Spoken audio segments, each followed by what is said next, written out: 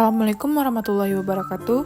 Saya Salsabila Putri Arianti dengan NIM 2205103010 dari kelas Hukum Hak Kekayaan Intelektual kelas 4C. Baiklah, kali ini saya akan membahas sedikit analisis kasus pelanggaran hak cipta lagu Halo Kuala Lumpur terhadap lagu Halo Halo Bandung. Yang pertama adalah latar belakang, yaitu kasus dugaan pelanggaran hak cipta lagu Halo Kuala Lumpur terhadap lagu Halo Halo Bandung menjadi perhatian publik karena melibatkan penjiplakan melodi dan ritme lagu ciptaan Ismail Marzuki. Berdasarkan Undang-Undang Nomor 28 Tahun 2014 tentang hak cipta, lagu merupakan ciptaan yang dilindungi secara hukum dan hanya boleh digunakan dengan izin pencipta atau pemegang haknya. Sebagai lagu ciptaan pribadi, Halo Halo Bandung bukanlah folklore, dan hak ciptanya dilindungi hingga 70 tahun setelah penciptanya wafat. Pelanggaran ini berpotensi merugikan ahli waris dan melanggar prinsip keadilan serta ketentuan hukum hak cipta. Oleh sebab itu, kasus ini perlu dianalisis untuk memahami bentuk pelanggaran, dasar hukum, dan sanksi yang bisa diterapkan. Penggunaan unsur lagu Halo Halo Bandung dalam Halo Kuala Lumpur mulai dari melodi, ritme, hingga struktur musik dasar telah melanggar pelindungan terhadap ciptaan sebagaimana yang dimaksud dalam pasal ini. Dengan demikian, meskipun lirik telah diubah sebagian, penggunaan musik dasar secara substansial tetap berada dalam cakupan perlindungan hak cipta menurut pasal ini.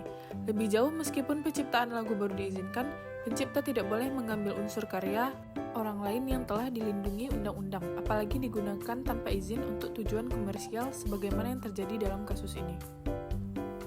Berikut contoh lagu Halo Kuala Lumpur yang diisukan mirip dengan lagu Halo Halo Bandung yang dipost oleh kanal YouTube Kanak TV dari Kuala Lumpur.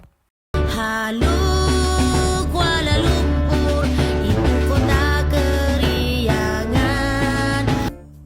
Seperti pada lagu sebelumnya, dalam kasus ini lagu Halo Kuala Lumpur secara terang-terangan menggunakan struktur musikal lagu Halo Halo Bandung dengan pergantian sebagian lirik saja seperti kata Periangan menjadi kota Keriangan dan beta menjadi aku.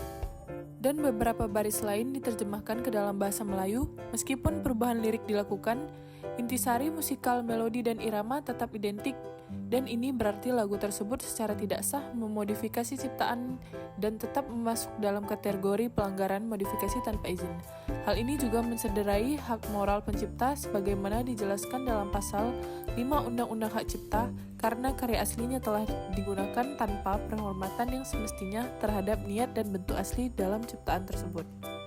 Kesimpulan dari keseluruhan kasus ini merupakan bentuk pelanggaran hak cipta yang nyata di mana lagu Halo Kuala Lumpur secara substansif menjiplak melodi, ritme, dan struktur musik lagu Halo Halo Bandung yang merupakan ciptaan sah Ismail Marzuki dan dilindungi berdasarkan Undang-Undang Nomor 28 Tahun 2014 tentang hak cipta.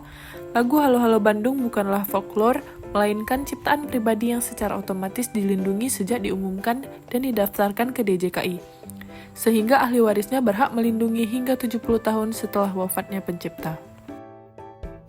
Tindakan mengubah lirik tanpa izin pencipta melanggar pasal 7 ayat 3 Undang-Undang Hak Cipta dan penggunaannya secara komersial di platform YouTube melanggar pasal 112 Undang-Undang Hak Cipta. Pelaku pelanggaran berpotensi dikenai sanksi pidana berupa pidana penjara dan atau denda. Selain itu, lemahnya kesadaran dan penegakan hukum atas hak cipta di era digital membuat kasus ini menjadi contoh pentingnya melindungi dan menghargai karya cipta anak bangsa. Secara keseluruhan, kasus ini menunjukkan bahwa pelanggaran hak cipta berdampak merugikan pemegang hak sekaligus mencederai prinsip keadilan hukum. Oleh karena itu, perlu upaya hukum tegas agar kejadian serupa tidak terulang dan untuk memperkuat penghormatan terhadap hak kekayaan intelektual di masyarakat. Baiklah, sekian penjelasan dari saya. Sekian, saya ucapkan terima kasih. Assalamualaikum warahmatullahi wabarakatuh.